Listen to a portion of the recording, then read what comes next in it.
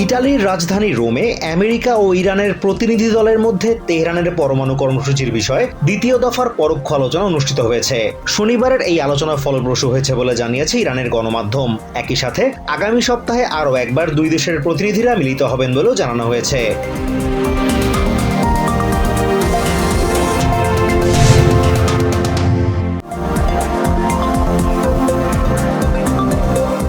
1798 সালের alien enemies অ্যাক্টের আওতায় টেক্সাসের কারাগারে আটক ভেনেজুয়েলানদের বিতরণের উপর নিষেধাজ্ঞা আরোপ করেছে সুপ্রিম কোর্ট। শুক্রবার দিবাগত মধ্যরাতে এই সংক্রান্ত নির্দেশনায় পরবর্তী নির্দেশ না দেয়া পর্যন্ত ট্রেন ডি অ্যারাগুয়ার সদস্য হওয়ার অভিযোগে আটক এই ভেনেজুয়েলানদের বিতরণ না করতে বলা হয়েছে।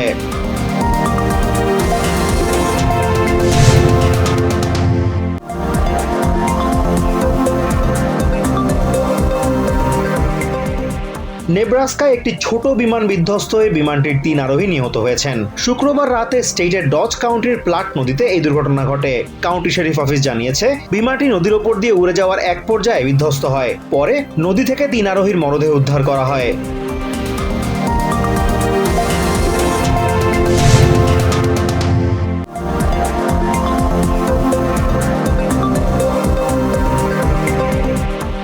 রাশিয়ায় আটক আমেরিকান নাগরিক ডেভিড বার্নসের মুক্তির আবেদন খারিজ করে দিয়েছে মস্কোর একটি আদালত। বৃহস্পতিবার মুক্তির আবেদনের শুনানির পর বার্নসকে মুক্তি না দিয়ে উল্টো তার কারাদণ্ডের মেয়াদ আরও 6 মাস বাড়িয়ে দেওয়া হয়েছে। একই সাথে তাকে মানসিক চিকিৎসা দেওয়ার নির্দেশও দিয়েছে আদালত।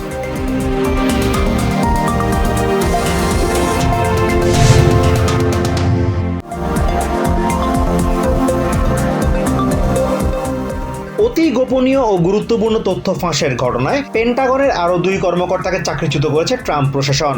এরা হলেন ডিফেন্স সেক্রেটারি পিট হেগসেথের সিনিয়র অ্যাডভাইজার ড্যান কল্ডওয়েল এবং deputy chief of staff Dan Selnick. গোপন সূত্রের বরাত দিয়ে এক প্রতিবেদনে এই তথ্য জানিয়েছে ডিজিটাল পত্রিকা পলিটিকো।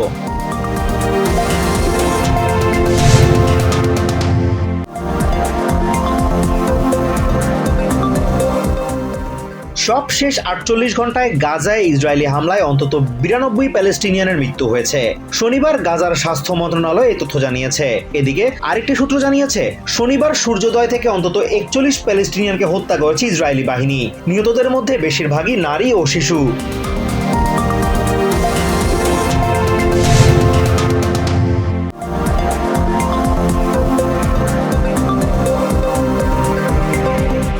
ইস্টার সানডে উপলক্ষে ইউক্রেনে যুদ্ধবিরতির ঘোষণা করেছেন রাশিয়ার প্রেসিডেন্ট ভ্লাদিমির পুতিন। ক্রেমলিনের স্থানীয় সময় শনিবার সন্ধ্যা 6টা থেকে রবিবার দিবাগত মধ্যরাত পর্যন্ত এই যুদ্ধবিরতি কার্যকর থাকবে। এক ঘোষণায় এই তথ্য জানিয়েছে রুশ প্রেসিডেন্টের কার্যালয়।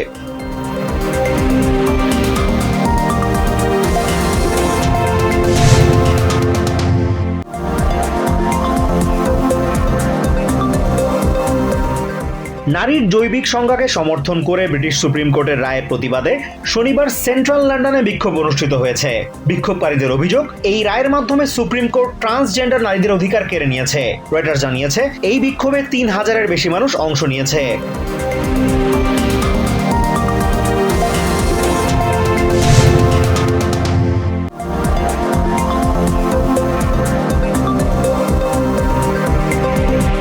বিএনপি মহাসচিব মির্জা ফখরুল ইসলাম আলমগীর বলেছেন দেশের ভবিষ্যৎ নির্মাণের ভার দেশের মানুষের হাতেই।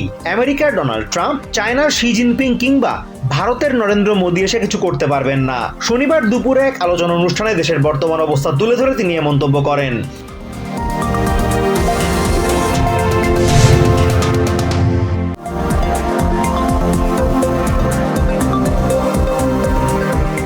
বাছাই পর্বের শেষ ম্যাচে হেরেও নারী বিশ্বকাপের টিকিট পেল বাংলাদেশ। এদিন ওয়েস্ট ইন্ডিজ থাইল্যান্ড ম্যাচের ওপর নির্ভর করছিল বাংলাদেশের ভাগ্য। থাইল্যান্ডের বিপক্ষে ওয়েস্ট ইন্ডিজ নির্দিষ্ট ওভারে নির্ধারিত লক্ষ্য অর্জন করতে ব্যর্থ হওয়ায় সুপ্রসন্ন হয় টাইগ্রেসদের ভাগ্য।